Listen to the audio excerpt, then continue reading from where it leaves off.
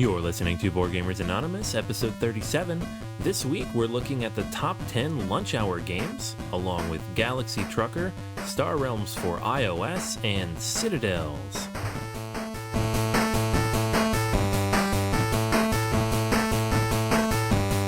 You're listening to a proud member of the Dice Tower Network, dedicated to bringing podcasters together for the greater good of gaming. It's sort of like Voltron, but with better lip syncing. Find out more at dicetowernetwork.com.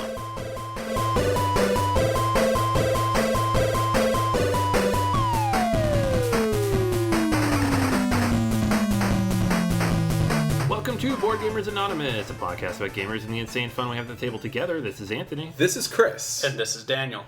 Welcome to the episode, everybody. Episode 36. This week, we're going to be talking about our favorite lunch hour games. So we have a top 10 list. We're also going to be talking about a couple of classics we got a chance to play, and a game that, for a change, Daniel likes and other people don't. Just to mix things up a little bit. Twist! It's the twist. It's twist. I do like some games. It happens. It happens. Usually it's in agreement with others, though. This time it's definitely flipped on its head a little bit. But before we jump into all that, I'm going to share a little bit from the news. Drew's out again this week, so I'm going to fill in for him on that front. And we also have a couple of just quick housekeeping things and a couple cool pieces of information you're definitely going to want to hear. So, all right. So one thing we saw that looked pretty interesting was Calliope Games has announced their Titan series. So what they've done is partner with 12 designers, some people who have designed some really good games that you're definitely going to know. Risk Legacy, Marvel Dice Masters, King of Tokyo, HeroClix, Smash Up, Betrayal at the House on the Hill. So big games we talked about quite a bit. And they've taken these designers and they've tasked them with creating 9 family-friendly gateway games. The first of these games should show up sometime in 2015 and then kind of over the next 3 years or so after that. And they're doing it basically all through Kickstarter. So these are all going to be kickstarted, and there is a cool option where if you back all of them, you get a nice discount on like the whole set. So it's an interesting idea. I wanted to, kind of run through this. Does this expand the tabletop hobby and bring more folks back to the table, as they're saying? That's a quote from them. Or does it hurt the local game store because you're announcing your business plan is solely through Kickstarter? Back it here, you get a discount. All the big designers are here now. We're already seeing that with a few other games. Even designers are going to Kickstarter. What effect is that going to have, if any, honestly? I mean, we've been seeing the local game store be bypassed more and more, right? I mean, Amazon bypasses the local game store, Barnes & Noble bypasses the local game store. All these large distributors, and Kickstarter's just adding another path to bypass the local game store. I don't know that they're going to be able to neglect the game store, though. I mean, as long as they're there, you're going to want to take advantage of them. Yeah, right. Because it's not, and the good game stores, the ones that do well and succeed, they know that it's not because they sell games that they exist. It's because they give a place for us to go and play those games, and they teach those games, and they recommend those games. The fact that they sell them just happens to benefit them when they do those things, right? Yeah. I know this was a big controversy when Steve Jackson Games started selling their Munchkin products and other games at Target as exclusive. So I think it was Munchkin Legends came out, and you couldn't buy it online. You couldn't buy it at any small distributor, but you could buy it through these massive big box kind of stores. And fans reacted pretty strongly about that. They were very upset that their local game store and the game store owners were upset that, hey, we stock your products and we're loyal to you, and now you're producing a product that's going completely somewhere else. We're not going to see it. It's really disrespectful. And there was a lot of backlash about that on Board Game Geek, and I was really surprised to see that, because I know the popular conception is that Munchkin is kind of like this kind of fast food type of game, and no one really pays too much attention to it, doesn't really think of it as a hobby game so much, but there really is that feel that this is one of ours. This is part of our community, and there was that feel of that too. Now, as you said, Kickstarter kind of has completely turned the board game industry upside down, because this normal process of having a game, developing it, bringing it to a publisher, see if it made the cut, going through those steps is almost completely gone, since you can go through a Kickstarter and find a shortcut. So this is just another way in which the small game store is kind of being, I wouldn't say cut out, but, you know, what they do, as Anthony was saying, like, is more and more important, and what they sell is less and less important. Yeah, I mean, I think that this case is preferable to the Target exclusive release, because we're going to have, as long as other realms of competition are open, right? As long as my local store can still carry it, that means something, right? At the very least, I can say, yeah, I know it's coming out. Yeah, I know I could order it online and get it for cheaper, but I like being here. I like playing with my friends. This is why I buy all my games at Myriad when it was still open rather than order online, right? It's worth paying an extra $5 to pay for the community, right? But when you go make something exclusive, right, you're not opening a new avenue of competition. You're shutting it all down. Yeah, exactly. So I don't think it's a bad thing necessarily, but it'll be interesting to see what happens, because we got some companies using it as a pre-order basis. Some companies are almost entirely on Kickstarter now. Some companies have been founded through Kickstarter, which is great. Like, good companies are coming out of there. So, I don't know, it's still up in the air. I think we'll see how it all shakes out over the next few years. Yeah. All right. Well, speaking of investing, another story here that I saw was the Dragon's Den, a show in the UK, which is kind of like Shark Tank. Every now and then, game inventors will come on the show. And for the first time, one of the game inventors who came on got backing, so £50,000 for their game called Marmite. So it's they got 40% stake in the company, Pants on Fire, and basically they very publicly got backing for a board game in a way that I'm sure very few developers or publishers ever do from, you know, major investors. You think we'll ever see that on Shark Tank? Do you think it would ever be mainstream enough that people would, you know, is the industry big enough to even support that kind of thing? I mean, the fact that we have, you know, powerful, wealthy investors coming in and providing capital for gaming products and gaming projects clearly indicates that the gaming industry is growing and becoming more powerful and more steady, right? These are people who know what to look for when they're looking for future growth. And if they're throwing their money into it, that indicates to me that the general perception, even outside of the hobby, is that it's going to continue to grow. Yeah, it's both. It cuts both ways, right? So the popular conception is, you know, games like Monopoly and Scrabble and like are just billion-dollar businesses around the world, and at the same time, it's still a challenging product to know if it's going to be something good. You know, unless you really are a hobby gamer for some number of years, it's really hard just to look at a game and read through the rulebook and go, yeah, this works. Or this is going to play to a lot of people, because any hobby board game that's out there right now that's maybe in the BBG's top 100 could be a huge success out in the, you know, the larger market, but for some reason hasn't gone out there yet. So it's odd. It's both good and bad. It's both of a challenge and a possibility of a good future. But I can see that happening. I mean, Kickstarter has really been promoting a lot of these big games. I mean, look at Zombicide. Who knew that would... Every campaign they run makes millions of dollars. And that's just a Kickstarter. It's not even when it hits the store. So I think we'll see this in the future. Yeah, definitely. I mean, it's there. It's happening. It's becoming more of a business. Yeah. All right, cool. So that's the news for this week. The next thing I wanted to talk about, and this is more of a BGA news-related item, is Extra Life. So we told you all just a few weeks ago that we're definitely holding Extra Life this year, Extra Life 2014, our second annual gaming event for children's hospitals, charities. And so the event is already being planned. It's underway. They're holding it at Gamers Gambit on October 26th. It's in Saddlebrook, New Jersey. If you're in the area or want to drive out and meet us and donate and help support this awesome charity.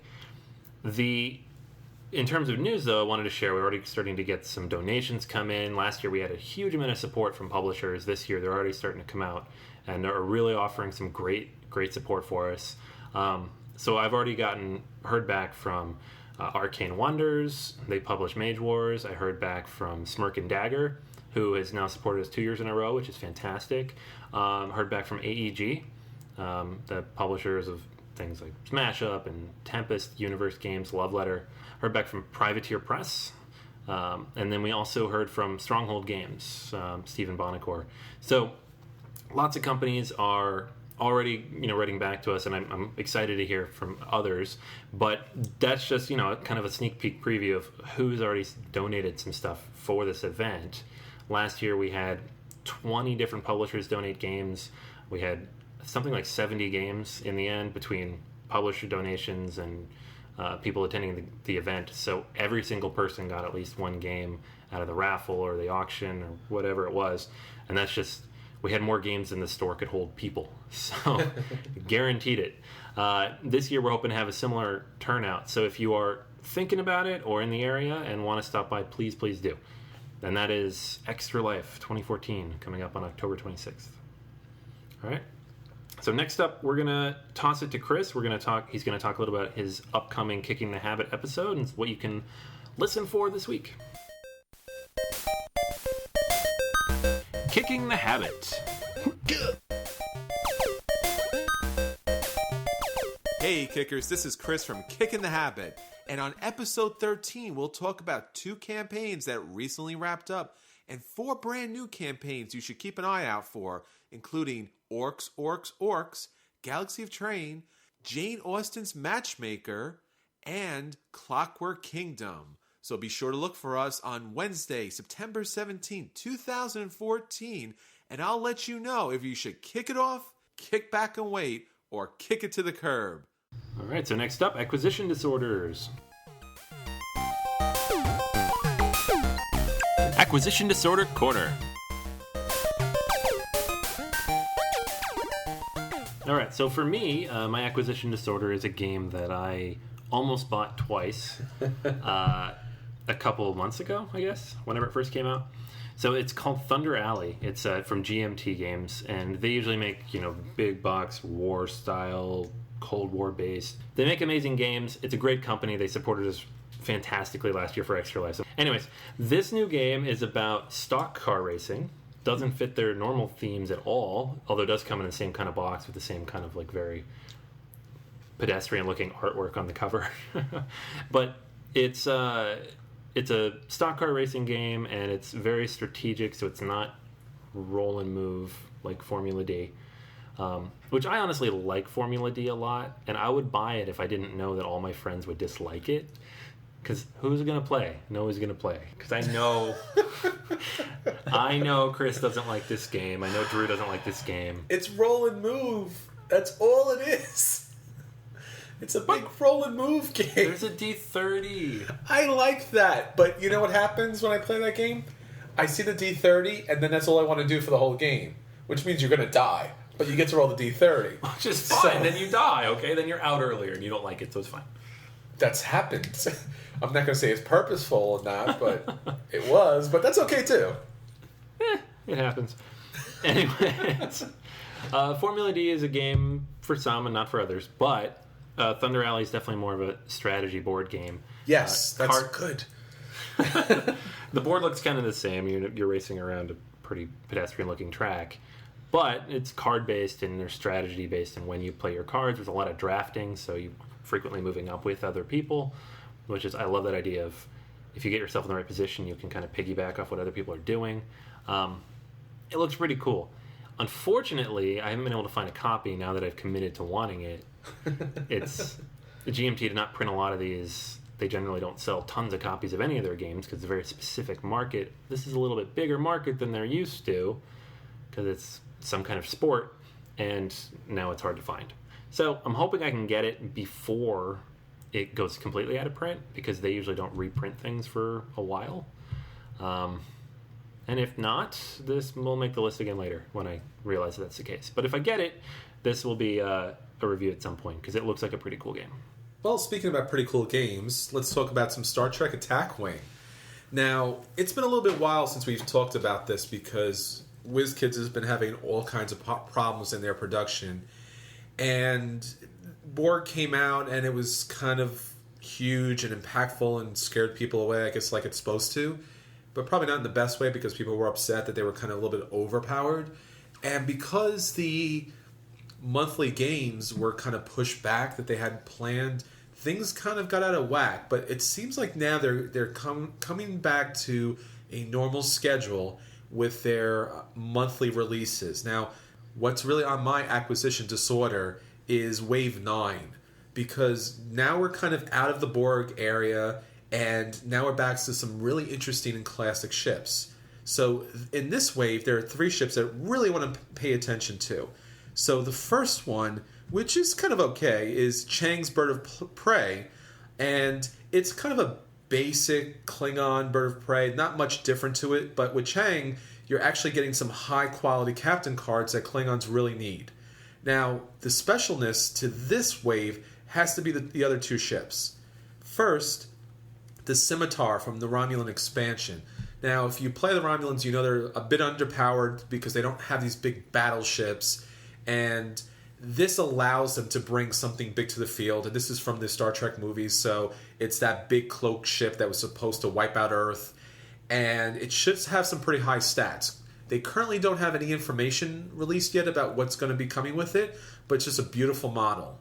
Now, the other ship, which I've been looking forward to for months and months now, has to be the Defiant Mirror Universe expansion. Now, this is really interesting. If you know anything about Star Trek, every series has their mirror universe, flashback, flash forward kind of thing.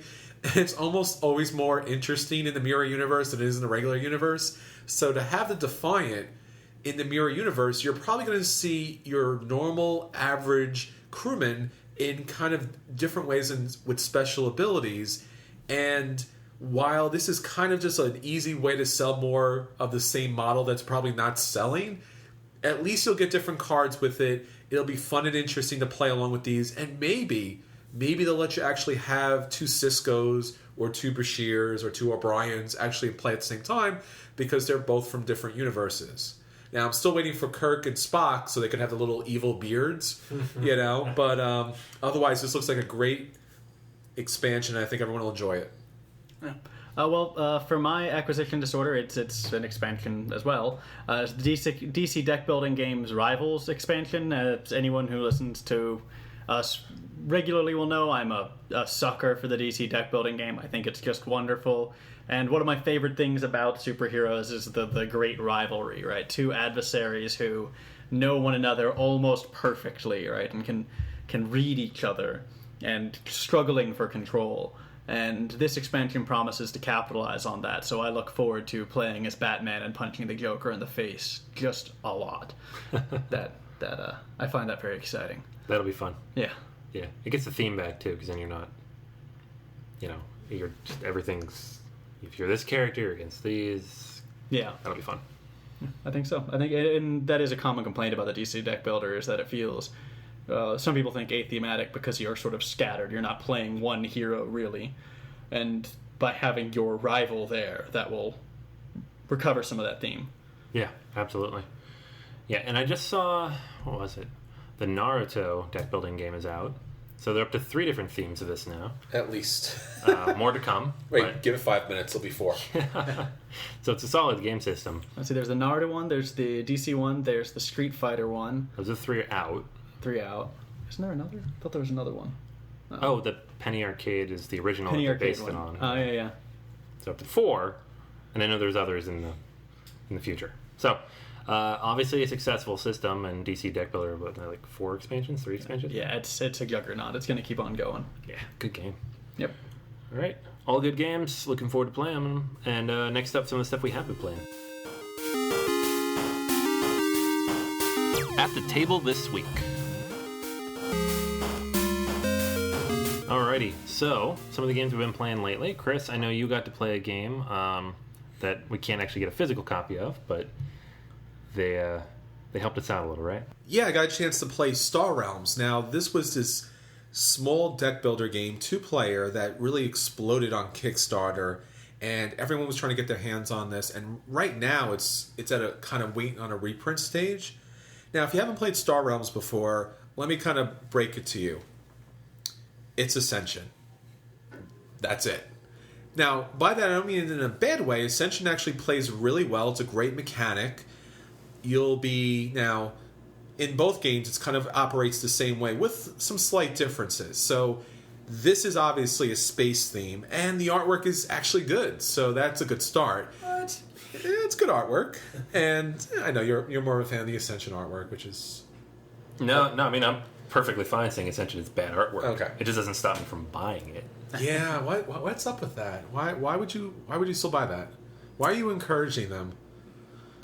It's a good game. It is a good game, but the artwork is not good. I'm rewarding their mechanics. I hear that. Okay. So, back to Star Realms. So, in Star Realms, you'll purchase ships that do a number of different things. So, and since it's just like Ascension, it actually does two things. One is it gives you purchasing power to purchase ships to put to your deck, or the second thing, it allows you to put together attack. Now, instead of attacking something in the middle row, you'll attack the other player. Now, that's the big difference about this game. You're actually attacking each other's like main base kind of situation. So, 5 attack, 5 purchase. I can purchase a couple of cards in the middle, and then I take 5 attack and I throw it against you. You take 5 damage. Now, it allows you to build like space stations, so they can act as buffers, and they can also act as like constructs in Ascension that'll give you like abilities as the game goes on. And then some of the cards actually have an ability to trash them, and it'll give you like a one-time bonus, like a last shot. So you can get it for gold, or like currency, quote unquote, or a final attack. You can pick up the app for free. It's on iOS for free. You only get the easy AI mode, which is not a problem at all, because you just want to see if you like the game, and then you can kind of pay a little bit more if you want to play the additional AI, which I don't really see the reason for, but if you want to do so, it's kind of fun to play. So, for me, this game is, I don't know how you would say this, a buy as far as the free version is. A download. A free download. Now, as far as getting this to the table, I would say it's a play. It's a solid play. I like the game mechanics of Ascension. I like the sci-fi theme. We don't really have enough sci-fi games out there. The artwork is pretty nice. It's pretty, it's pretty sci-fi kind of look, and it's a good game. So check it out for a play or free download level. Cool. I know that the card game itself is only $15 normally when not being marked up for rarity. I've had it kind of almost on my radar here and there. I'm like, if I saw it in the game store, I might grab it because I know it's hard to find. Would you say it's worth buying for $15? For $15, it's worth buying. Okay. Yeah, for a 2-player game, I would say so.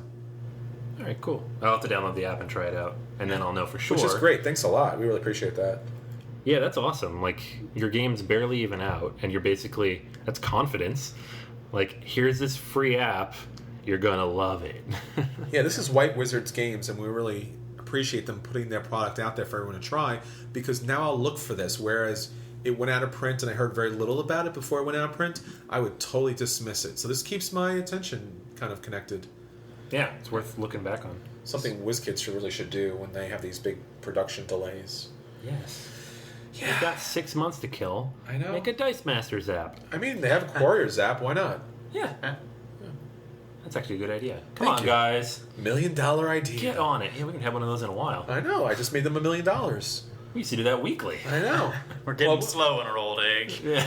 Well, the $1 million haven't come in, so we're holding out a little bit. In our 30s. Go to work, come home, pay the bills. Their checks are in the mail. That's what they keep saying. Freaking every week.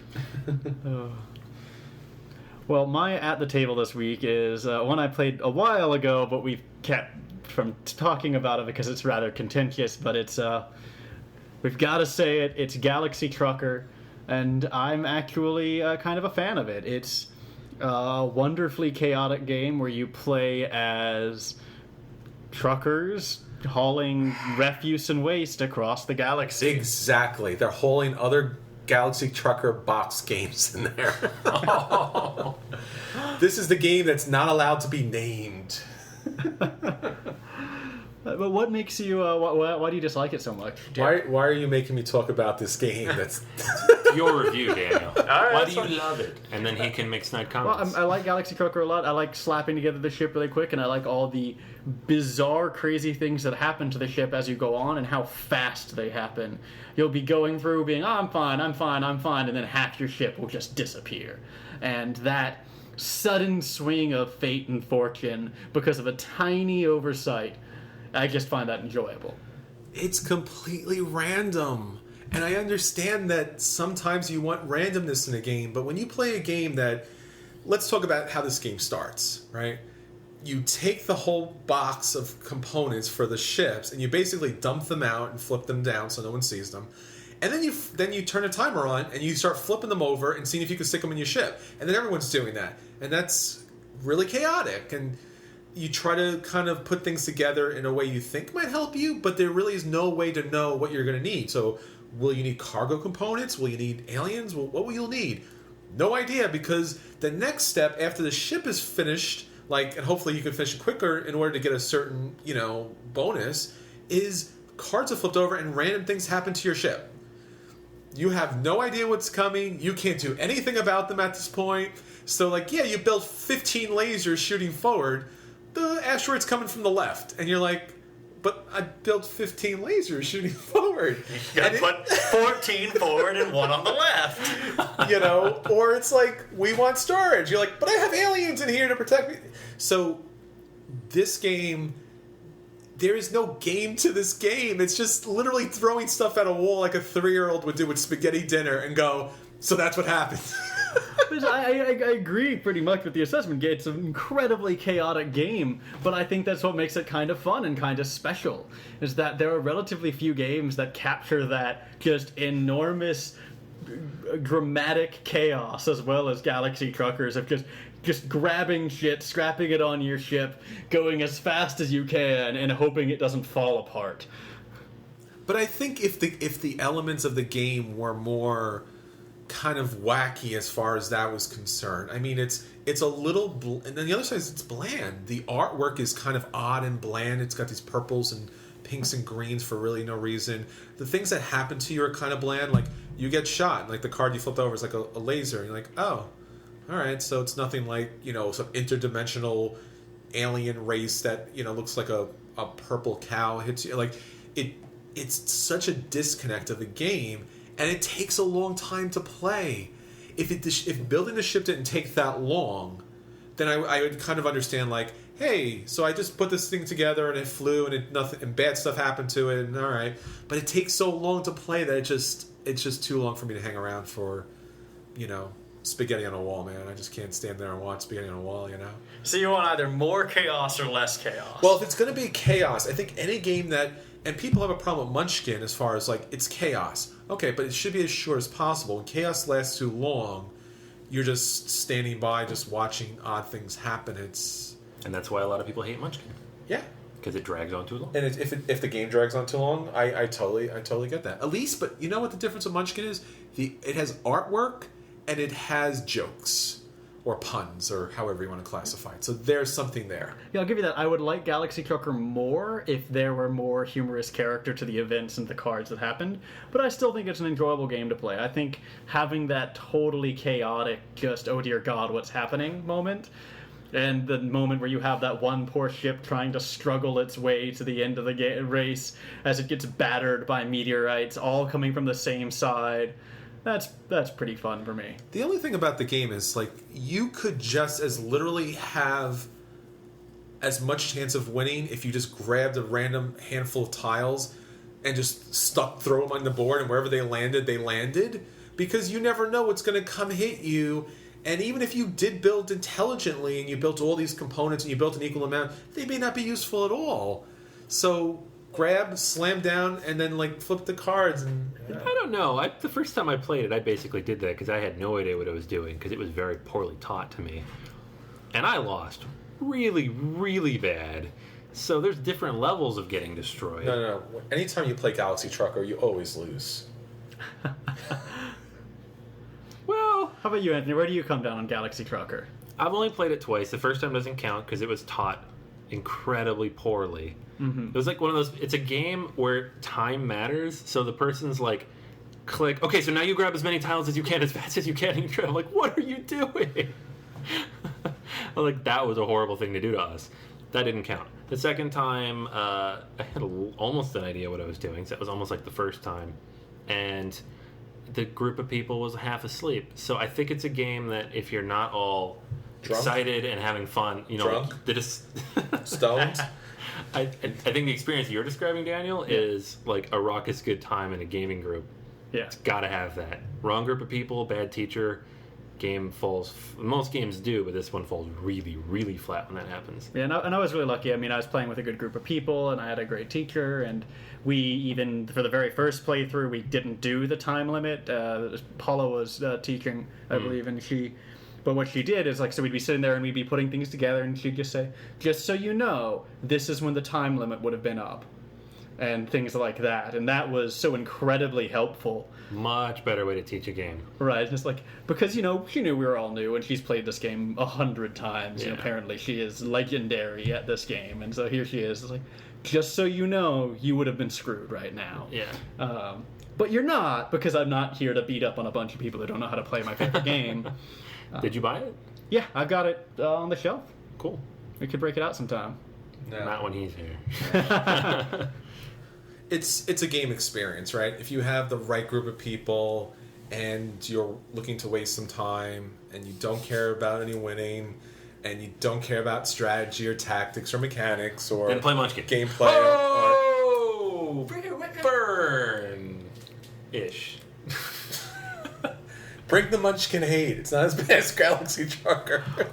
I have the same opinion of both, so I'm actually in the middle. Oh, okay. Like, it's alright if you're with the right group of people, it's fun. If you're not, it's not. Yeah, I think for Galaxy Trucker, I do think you're right. You can't be playing to win, really. I mean, like, Yeah. you try to win, but really what you're playing for, at least what I'm playing for, is to watch these ships, just all of your great plans just crumble horribly as 17 meteorites go down the one exposed pipe in your entire ship, ripping it to shreds. The only way to win is not to play at all. Did war games not teach you anything? That's a good analogy. Oh yeah, For every game. For every game, the only way to win is to not do it. Oh, what are we doing? No, I don't know. What are we doing with our lives? Yeah, I mean, I guess we're not going to settle this now, but No, I can't see Chris ever playing this again. yeah. No. No, okay, good. Unless I can play something on my phone while I play it, because all I gotta do is throw tiles at the tile. You should play it like that and see what happens. That'd be kind of fun. It's the level of concentration that's would actually be I think required. everybody would be greatly amused if you sat there and played with your phone And and I just bet threw tiles at your board. I bet you I'd win. Because that's all you need to do. Because honestly, building the ship first gives you the bonuses and lets you do other things. So I didn't find the bonus to be that significant. I found a well-rounded ship and greatly improved my chances of survival. Also, not leaving open ports. Which could be a problem if you're throwing random tiles. We did have no, just as fine. We did have one player who left like 3 open pipes on their left side, and throughout the entire game, we're all waiting for the shot to go down the left side, and not once. The rest of the ship got hammered, but just like the giant gaping hole in the side of his ship, like covered with duct tape. Totally fine. Don't go in that room. There's no air. Yeah, it's not even a room. It's just a hole. As the man in the middle, I feel I must step in and Tell us to shut up. bring this to a close. He started it. He did. And this is why we have not reviewed this game yet. Yes. Okay, so my At the Table segment, the game I've been playing lately, is one that it's going to hit up our classic spot for the week. This is the slightly older game, a game that maybe it's sitting on your shelf, you don't get to play it as much, you see other people playing it. It's not the hotness, it's not new, but it is a great game, in my opinion, and that is Citadels. This is a game, I think I played it maybe the first couple times I was at the store. Maybe, Chris, you taught me. Mm-hmm. Probably. Yeah. It's a really good game. It teaches you a few different mechanics that are used in a lot of different types of games, and it's good because it can play so many people. It scales up really well. It plays well with 2, but it also plays well with 8, right? Yeah, this is one of the first games I picked up, and I remember bringing this to the store, and they didn't have a copy of this for some strange reason. And like you said, the fact that it can scale all the way up to such a high number, and then even in the box it had the expansion that was included with it, so you could even play the 8-level character there, or you can switch out some of the characters or all of the characters. So if you didn't like the assassin thief, if you felt they were a little too aggressive, you can switch them out, which was nice. It offered a variety of gameplay, and it added also some of the purple buildings, I believe, that gave you special abilities in the game too, which was fun to have because sometimes you like to have some special abilities in a game.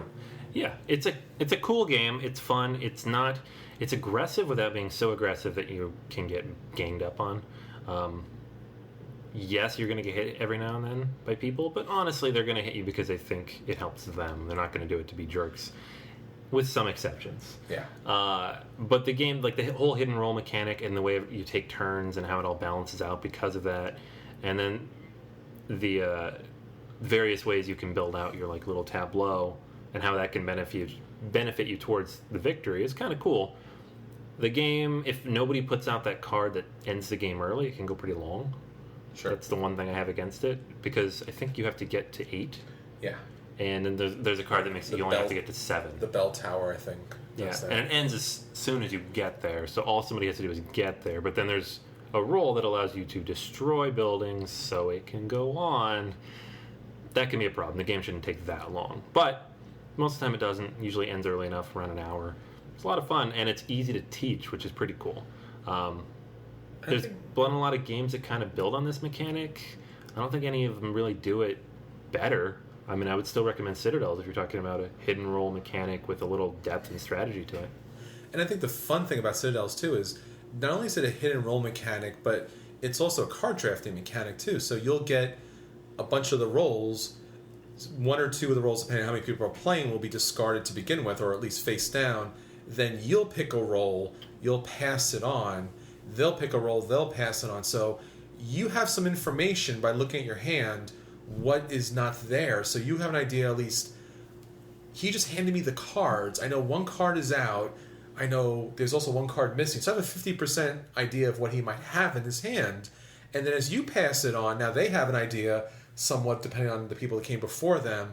So it's really fun as far as that's concerned, because the deduction that goes on in the game is so intense.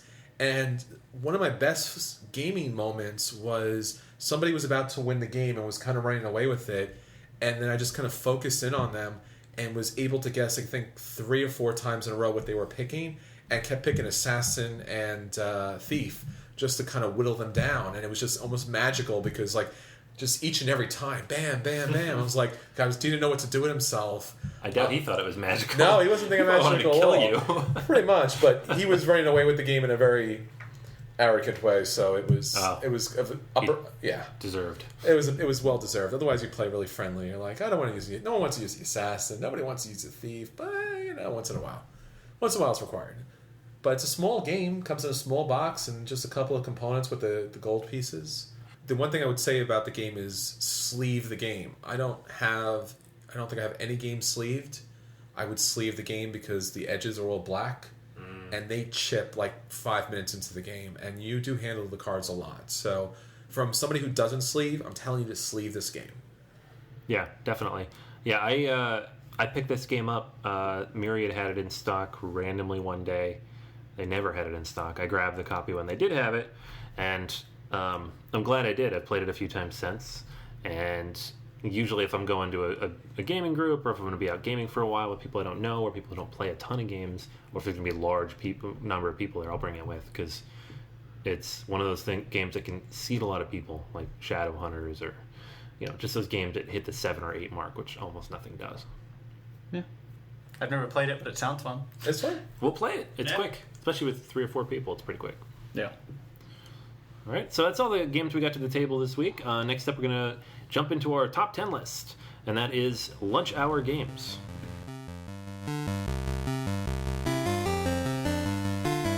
All right, so this week we are going to cover 10 of our favorite lunchtime games. So before we get started, let's describe what that actually means, because it doesn't actually mean anything. So lunchtime games, basically that means a game that is light enough that you can bring it with you to work or school, so not a big, heavy box. Game that takes less than an hour, because you only have an hour. A game that plays 4 or more people, because you want to involve everybody during the game. And a game that doesn't have a huge footprint or make a ton of noise. So we discounted anything that would take up the entire table, like 7 Wonders, or games that could possibly go over that hour mark if everybody really got into it. So not necessarily super light games, but games that get done quick, which generally means kind of light games. And so we've picked out 10 of our favorites. In no particular order, except we'll have our top 4 at the end, our Fab 4 picks of the week. And those are the the top picks from the list, basically. Like, each of us will have our own kind of favorite from this category. All right, so first we're going to go ahead and get started here. And the obvious pick, so it's obviously going to be at the top of the list. This is probably the biggest lunchtime, quick, pocket size, whatever you want to call it, game the last, 2 years, is Love Letter. That's the obvious one. But, I mean, Love Letter is an awesome game, so it deserves to be on any list like this. And we kind of split this a little bit and threw a Knuckle Sandwich, which we reviewed a few weeks ago. But we're going to say Love Letter first because you can find it and buy it. Yeah. And Love Letter is just a fantastic game. It's got a good deal of interaction. It's rules light. It's quick to learn, so you can get your colleagues or your friends who are not big gamers into it. And you'll actually interact with one another, not just the game. So that's great. Yeah, and it's quick. Like, if you have to stop at any point, somebody has to run back for a meeting, or you don't start playing right away, each actual round takes 4 minutes. If you play the full game, it can take 30 to 40 because you're trying to get to 4 cubes. With 4 people, that can take a little longer, but even then, you're probably safe on time. So it's a really good light game. Yeah, it's not going to bother anybody, but it'll involve everyone at the same time, and it's the smallest hand of cards you can possibly have, right? Have one card in your hand, pick up one, play one, so can't get much easier than that, and can't get much smaller as far as carrying a game with you as Love Letter is. Yep. And there are many, many versions of this. So if you don't like the Tempest theme princess version, there is the Legend of the Five Rings version, or the Japanese Seiji Kanai version of the game, or the wedding version of the game, or Knuckle Sandwich, which we mentioned. Yes. Lost Legacy, a new game from Seiji Kanai, is basically Love Letter with a search mechanic. It's the same kind of game with 15 cards. So there are a lot of games like this. Same idea. Pick the one that's good for you and the people you know, and that'll be perfect. All right. What do we got next? All right. So next on the list, we have Timeline. Ooh.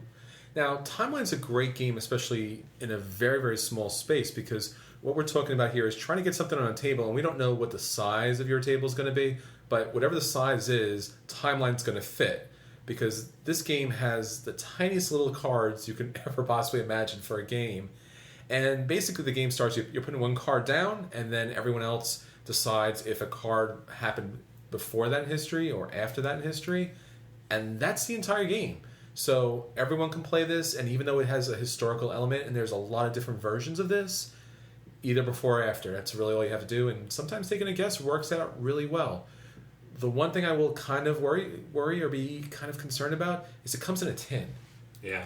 Which does travel okay, but you can dent and bang that thing up along the way, but, Yeah, I would almost take it out of the tin. Yeah. If I was going to take it to work, find a pouch or something. It's a tiny little deck of cards, so you could do that. Yeah. And you can bring multiple versions, because they have, a dozen versions of this game now. Yeah. Animals, inventions, historical events. The artwork is really good, the cards are really small, and can't do much worse than that. Yeah. Solid. Yeah. Alrighty. Next one here on the list is Coup and/or Resistance, but mostly Coup because it's newer and it's better. Yeah. So Coup, which we covered a couple episodes back, you'll actually be playing 2 cards, and those 2 cards will be your life counter, but they'll also have special abilities. Now, you don't have to use those special abilities. You can use anybody's special abilities as long as you lie well enough. So you could say that you have the Duke, even if you don't have the Duke, and then you can use the abilities of the Duke. You get 3 points together. You can say you can assassinate somebody, even if you don't have the assassin. If you get 7 coins, then you can actually perform a coup on somebody, and they can't stop you. So with those 2 cards and a little pile full of coins, it plays incredibly quick. It's incredibly easy to kind of catch on, and it plays with a lot of people. And it's another game that's really high interaction, so you actually get to spend your face-to-face time with your coworkers, with your friends, with them rather than with the rule book or with the board, And that's really what these kind of games should be about, I think. It's about getting to know people. And yeah, you don't want to have a game, especially a lunchtime game, that you have to pay heavy attention to. Yeah. This is perfect for that. And another one like Love Letter that you could play 1 round or 5, depending on how much time you have. And it's the right kind of game to give you a running joke, at least for the rest of the day. I'm the Duke. And then obviously Resistance, which is still part of that same thematic universe. Now, this will probably take a few more people, so if you have a larger lunch crowd, the footprint of the game is pretty small because you just really have that one main card in the middle of the table that kind of tracks the different counters. And then you only have one card, which actually tells you about which role you have, and then you'll kind of vote. And based upon the vote, it'll either succeed or it'll fail. And you basically do that 5 times. And whoever the winner is, either the red or the blue, wins the game. So also another good game to kind of interact with people. Maybe you don't know their tells or trying to get to know them. So it brings random people together in groups in order to save the world or destroy it, I guess. So kind of fun in that way, too. Yeah, Resistance is cool. Played it at a picnic a couple times. Just someone popped it out of a pocket and just threw it down on the picnic table. So yeah, perfect game for that. All right, so next on the list, so these other 3 games were kind of like light card games you could pull out of your pocket. This game you might need a slightly bigger bag for, and that's Clack, Lumberjack. Now, this game is a little bit more challenging because you're going to have this little pillar that's actually supposed to be a tree, and then there'll be an axe, and the object of the game is to knock off as many pieces of bark as you can without knocking out the core parts, because while the bark scores you positive points, the core parts will score you negative points. So get as much bark as you can. This game is a little silly, it's a little kiddie, but it's a lot of fun, and it can be played with a lot of different people, and it has that Jenga kind of mechanic to it. But since it's plastic and it's light and it's pretty small in comparison, you can play this on a really tiny footprint and get a lot of people involved. Yeah, this one might break the noise rule that we said at the beginning. It can be a little noisy, all the plastic falling down all over the place, but it doesn't happen constantly. It is you could play it on a small lunchroom table. You don't have to be like a big giant cafeteria table. And it's quick, it's super quick. And it's just absurd fun. Just a good time, right? The rules are, there are 2 rules, and that's it. Like, just here you go, hit the tree. Like, that's a good time. If you hit it too hard, you probably lose. But most of the time, it's just like tap. Something might fall, tap, doesn't fall, tap. It's just when that one whack comes through that just knocks everything over. Yeah, it's fun. Yeah, love that game.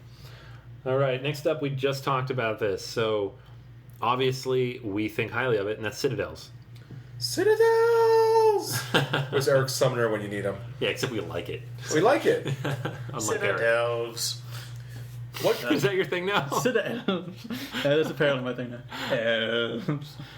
That's awesome. Citadels, again, great game, light, that box is tiny. You could toss it in a bag. Components are cards and coins, and you can play it with as few as 2 or as many as 8. Not a lot of strategy-based games can get up to 8, so it fits that really well if you have a big group. Yeah, the scalability of this game is outstanding, and this is a little bit of an older game too. And the option to, when you're playing the different roles, to kind of switch out different roles, to kind of set the game how you want it to play, and to build a little tableau of buildings is kind of fun too. So while it is a card game and you are choosing roles, it is a little bit of a board game because you're building a tableau up, which is kind of fun. And honestly, it has a little bit of everything. So take this out. I think people will appreciate it. The last one here before we get to our Fab 4 picks, our top picks each, is Hey, That's My Fish. I love this game. I know it's for kids. I don't care. It's a lot of fun. There's enough strategy to it for you can think a little bit, but not so much that anybody's going to get AP or worry about anything like that. It's just silly, kind of messy, tiles are everywhere, kind of fun, but within a relatively small footprint. The box is small. It's a little like 3x3 box. And I don't know. I've not played with anybody who did not enjoy it, or at least enjoy the experience of playing it, whether they thought it was a good game, strategy-wise or not. It's a lot of fun.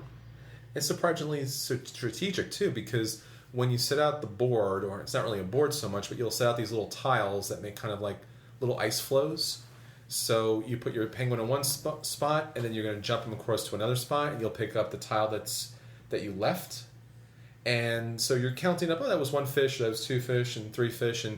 But as you're doing that, you're picking up the fishes, you're also cutting out territory for the other penguins. So there's a good possibility you can send somebody adrift because you've literally cut away all the ice and now they have nowhere else to go. So it can happen. Play the Ruthless serial killer penguin. I wasn't after the fish. I was after you. Thankfully, you get 2 penguins, so you're not going to like cut anybody out of the game like right away and have them murder you over lunch. But You took my fish. I took your life. it's a good tagline. There you go. Yeah. Hey, that's my fish. The movie. Oh man. Well, murdering penguins aside, let's jump into our top 4 games. Well, one for each of us. So we're going to go around. We'll mention the one that we think we would personally want to bring with us, and then we'll toss one in for Drew as well. And this will round out our top 10. So, Daniel, why don't you go first with your pick? Well, there are a lot of great options here, and this may not honestly be the very best, but it's a game I love, and it's a game that I don't think hits the table nearly enough, and it's Bonanza. Bonanza is the most fun you will ever have counting beans. It's a very simple rule system, takes 5 minutes to learn maybe. It plays pretty quickly. It's a very small footprint, and the cards are dual use, so you don't even have coins to keep track of because the cards are the coins. It's easy to score. It just checks everything off on a list for me. On top of that, the cards are durable. They're good quality, so they'll survive being thrown down on the lunch table. Yeah. Right. That's a pre-75-pound box Rosenberg, right? Yeah. It's a Rosenberg game, and it's honestly just a fantastic game. For me, I'm going to go with the game that I reviewed last week favorably, and to the surprise of everybody who knows anything about me and my gaming choices, and that's Friday the 13th. So, again, not a huge fan of trick-taking games, but they are generally very good lunch hour games. They're quick, easy to teach the rules, almost always only cards, easy to carry, small footprint, lots of people, list goes on, perfect. I don't like most of them, so I'm not going to bring most of them to my office, but Friday the 13th I would bring, because that would be a perfect fit if we just had 30-40 minutes left after eating to play a quick game. This is a great game for that. Yeah, and definitely a smaller footprint in comparison to Poison. Yeah, Poison would be tough. I would probably bring it without the cauldrons. Yeah, and this game has that little snap lid, so that's always nice to take with you. It's super easy to carry. Yeah, I'm not going to have to worry about cards flopping around. I mean, we played it on a banister, right? We had Yeah. 3 inches wide space, and we were able to play this game. You could not have a smaller footprint. Yeah, I mean, like, at the top of the list, for any list like this, if we weren't talking about hobby board games, would be a deck of cards. And a game like Friday the 13th is basically just a deck of cards in a really cool box. Yeah. So any game that's that compact but has enough strategy and replayability to it like that, perfect. I would definitely bring that. And for my pick, I'm going to go with Dixit. So if you're looking for a game to really engage with friends and coworkers that maybe you don't know so well, or maybe you think you know well but you're not too sure, Dixit is a really fun game as far as trying to engage them in a really imaginative level that really kind of clues you into what they're thinking and what's important to them. So with this game, you just have the victory point marker, which you do or don't need to have because it's really a game you're just going to play for the fun of it. And each person plays a card. You put them in front of you, these 4 cards. You pick which one you think is related to the clue. And then if you're right, you'll score points. Now, if you are the only one who gets it, you get the most points. You'll get the 2 points. If multiple people get it, it's 1s. And if nobody gets it, then the person who put that out there is not going to get any points. So, and if everybody gets it, it's no points too, right? There's some sort of penalty for everyone guessing, I thought. Because that made it too everyone obvious. gets it or no one gets it, some people gets it. Yeah. But yeah, I mean, it's a great game. You're absolutely right. It's probably the perfect icebreaker game because it helps you get an idea into how your coworkers think. Right? Because, you have to use these sort of vague metaphorical descriptions that are just vague enough to prevent everyone from jumping on the same card, but just narrow enough that somebody figures it out. Yeah, and it is the easiest game in the world to learn. Yeah. I learned it and then won a tournament of it, so in the same day. Which I used to like to brag about before the store closed. So. And you're still bragging about it. I am still bragging about it. Quote unquote before the store closed. I'll have you know that I did win our That's My Fish / mini game. That's because we did Pitch Car, and Pitch Car was a stupid game to put in that stupid tournament. Well, I won all 3 games. I did, Yeah, I'll give you Hey, That's My Fish, because that's a good game. Pitch Car. Pitch Car I'm not going to give you, because that's a stupid game. No thanks. No thanks is a good game. Don't even go there. Whatever, you won that fair and square. I just did not have a good time with those 3 games. And I never played That's My Fishbowl. I think we both played that once before, but never played Pitch Car before. And never again. Never again. All right, so the last game on the list, and I guess this can be our default number 1, but this is Drew's pick. He, phoned it in, I guess. And that's Las Vegas. Now, Las Vegas is... honestly, I love this one, too. I was on the fence whether this was my pick, but Drew took it first. It's... all you need is dice and the little signs that go with them for each of the different casinos, and the money. And that's it. It can all fit in one baggie, honestly. It comes with a way too big box. Way too big. So you could consolidate it into a plastic bag. Toss it in your bag. Just be careful. It's paper money, but yeah. Replace it with poker chips. Poker chips are much better. Yeah. So you just roll dice and you basically bid on each of these locations where the top bidder is going to get the most money, and that's it. At 3 rounds, and hopefully you end the game with the most money. Super simple. Doesn't take very long, maybe 20-30 minutes. The footprint is as big as you need it to be, but you could even compact it even more than we normally do. You don't need the box. You don't even need all the components, honestly. You could fill in for some of them with poker chips or whatever, something easier to carry. And it's incredibly easy to teach. Roll dice, put them where you want the money. That's it. It's just basically that every round you just make the same decision. But a little bit of push your luck, too, because you have to decide where you're going to put your dice and if it's worth it, if anybody could outbid you there, how thin you'll spread yourself if you want to try to win multiples. Anyways, great game. I think perfect for a lunch hour. Yeah, it's a matter of whoever has the most pips and that dice in that area. So, yeah, plays with everybody. Everyone really enjoys it. We had a number of people come down to the store, and that usually was the first game we would break out, because everyone can roll dice and everyone can go, yeah, that's a 2. I put the 2 over the 2 spot. Yeah, I get that. And you're winning cash, so why not? Yeah, I've never seen a group of players play this who didn't look like they were having fun, right? Every time I see this game out on the table, it looks like a party, so... Sure. Yeah. It's a great choice. Yeah, it's awesome. And it's quick.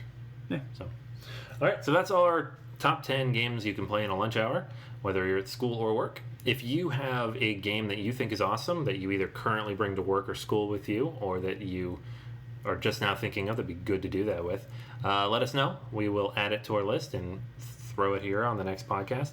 And honestly, I like to know about those games anyways, because you can't have enough games like that to fit your gaming group. And they're often the games, we say lunch hour, but these are also the kinds of games you play at the end of a long night, when people want to play one more quick game, at the beginning of a potentially long night, when people aren't ready to rip out Rune Wars or Cyclades or whatever you're going to play that's going to take 3-4 hours.